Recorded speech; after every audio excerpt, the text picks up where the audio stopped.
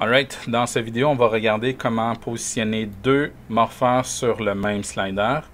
Comme par exemple, lorsque je vais vers le haut, on voit que mon personnage prend une expression de surprise. Lorsque je vais vers le bas, alors là, c'est une autre expression, celle-ci fâchée. Le point 0 va être au centre de mon slider. Si je fais Alt-Right-Click, Transform to 0. Donc, on va regarder comment faire ça. Je vais reprendre les deux objets que j'avais déjà créés. Donc, je vais les dupliquer. Mon slider va toujours être 20 par... pas 20, mais 40 par 2. Et là, je vais sélectionner le point ou le bouton. Shift-A pour l'aligner avec le slider. Tout à l'heure, je le mettais en haut complètement, mais cette fois-ci, je vais le laisser au centre. Link, je vais linker le bouton avec le slider. Voilà. Et ensuite, Alt-Right-Click sur le bouton et Freeze Transform. Maintenant, je vais venir dans Motion, Position, 0 position, X. Je viens sélectionner le crochet. Float Limit. Et là, je vais mettre 0. Donc, c'est essentiellement la même chose qu'on a fait tout à l'heure. Sauf que le Y, cette fois-ci, au lieu de mettre 0 et 40, donc float limit, cette fois-ci, je vais mettre 20 et moins 20. Je vais mettre 20 et moins 20 parce que je veux que mon objet soit au centre et 40 divisé en 2 vont faire 20. Donc, lorsque je vais 20 unités vers le haut, ça va jusqu'au bout de mon slider. Et lorsque je vais moins 20 unités vers le bas, alors je me rends au bout, à l'autre extrémité du slider. Et les Z qui vont être 0, 0.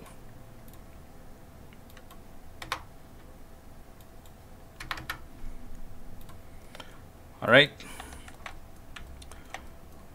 Et étant donné que je risque de l'utiliser plusieurs fois, je vais tout simplement le dupliquer. Donc, toujours une copie. Je ne vais pas faire une instance. Et lui, je vais le garder en backup. Donc, animation, Reaction Manager. Donc, je clique sur le plus vert. Je sélectionne le bouton Transform, Position, 0 position et Y. Alors là, j'ai un nouveau driver. Donc, tous ceux que j'avais fait auparavant se trouvent dans ma liste ici. Donc, je dois faire attention de toujours avoir le bon driver de sélectionner. Ensuite, je clique sur le plus gris. Transform. Donc, Modified Object, Morpheur. Et là, je vais prendre l'effet de surprise. Je vais le voir ici. Donc, mon point 0, cette fois-ci, c'est au centre de mon slider. Donc, la position va être 0 et le morpheur va être à 0. Ensuite, je positionne mon bouton dans le haut. Et là, je viens ajouter un nouveau state. Donc, maintenant, je vois, j'ai state à 20. Et mon morpheur va être à 100 pour activer le morpheur lorsque mon bouton est vers le haut. Pour ramener le bouton au centre du slider, je vais faire Alt, Right-Click et Transform to 0. Maintenant, pour ajouter un autre morpheur sur le même slider, je ne vais pas cliquer sur le plus vert parce que j'ai déjà mon driver qui est toujours le même bouton et le même axe. Je vais cliquer sur le plus gris une deuxième fois. Je vais sélectionner la tête et là, je vais aller chercher le morpheur du personnage fâché. Je le vois ici.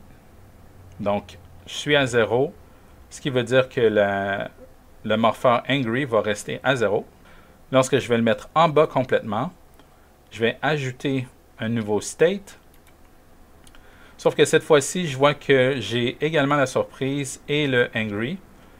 Mais dans ce cas-ci, je ne vais pas toucher à la surprise parce que lorsque je suis en bas, je ne veux pas que le morpheur surprise s'active. Donc, je vais le laisser à 0. Par contre, le Angry, lui, je veux qu'il soit à 100 parce que je veux qu'il s'active lorsque mon bouton est en bas du slider. Donc là, je vois que en étant en bas, mon personnage a l'expression de fâché. Lorsque je vais vers le haut, il y a l'expression de surprise. Donc, c'est une façon de combiner deux morpheurs sur le même slider. Notez que les sliders ne sont pas obligés d'être à la verticale. Dans ce cas-ci, comme j'avais fait une copie de celui-ci, je vais le réutiliser. Sauf que je vais lui apporter des modifications. J'aimerais qu'il soit à l'horizontale, mais je ne vais pas tout simplement le tourner. Ce que je vais faire, c'est que je vais venir changer le length et le width de ce slider-ci. Donc, le length, je vais mettre 2 et le width, je vais mettre 40. Présentement, je peux monter sur l'axe des Y, mais je ne peux toujours pas me déplacer sur l'axe des X. Il y a moyen de changer ça une fois que ça a déjà été appliqué. On peut venir le changer dans Motion. Donc, je reviens dans Position, 0 position. Et là, je vais double-cliquer sur le X position. Ça va me ramener le Float Limit Controller. Cette fois-ci, je vais mettre 20 moins 20 dans le X position. Donc, quand je fais 20 moins 20, maintenant, je peux déplacer mon bouton de gauche à droite. Et dans le Y, donc je vais double-cliquer sur Y, je vais mettre 0, 0. Maintenant, je ne peux plus me déplacer sur l'axe des Y, seulement sur l'horizontale, sur l'axe des X. Alright. Je vais le mettre à côté de mon personnage. Et on va voir pourquoi des fois on voudrait le mettre à l'horizontale. Donc certains mouvements se prêtent mieux lorsque notre slider est à l'horizontale.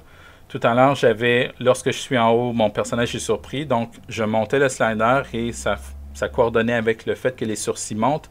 Et lorsque je descends le slider, ça coordonne avec le fait que les sourcils descendent. Dans ce cas-ci, je vais utiliser une autre animation. Right. Donc, animation, Reaction Manager. Donc, le plus vert, je vais sélectionner le bouton, Transform Position, 0 position. Et cette fois-ci, ça va être X position, ça ne sera pas Y. Donc, X position. Et mon driver, ça va être mon driven, pardon. Donc, morpheur, je vais prendre Mount Left. Donc, même chose que tout à l'heure, lorsque je suis à 0, donc le morpheur ne s'active pas. Je vais venir positionner mon morpheur complètement à gauche. Je vais ajouter un state. Et là, je vais dire Mount Left. Je vais mettre 100. Je vois que probablement que ce serait mieux que je le mette de l'autre côté. Donc ici, je peux remettre 0, tout simplement. Je vais le mettre à droite. Je vais faire un New State. Et là, je vais le mettre à 100. Voilà. Donc là, je vois que la bouche bouge en même temps que mon slider. Ici, je me suis trompé pour le State 2. Donc, vous pouvez effacer le State 2 en cliquant sur le petit X. Voilà. Donc, il ne faut pas trop se soucier du fait que j'ai State 01 et State 03. Le 2 a tout simplement été supprimé. Je vais faire exactement la même chose, mais pour le Mount Right, cette fois-ci. Donc, toujours le plus gris. Je sélectionne la tête. Modified Object et morpheur. Mount Right. Quand je suis à 0, le Mount Right doit également être à 0. Maintenant, je bouge mon bouton vers la gauche. Je clique sur New State. Et comme tout à l'heure, j'ai les deux states, sauf que le Mount Left, lui, doit rester à 0 lorsque je suis de ce côté-ci. Et je vais mettre celui-ci à 100. Donc maintenant, j'ai la bouche qui bouge d'un côté comme de l'autre avec un slider horizontal parce que c'est un mouvement de bouche qui est horizontal.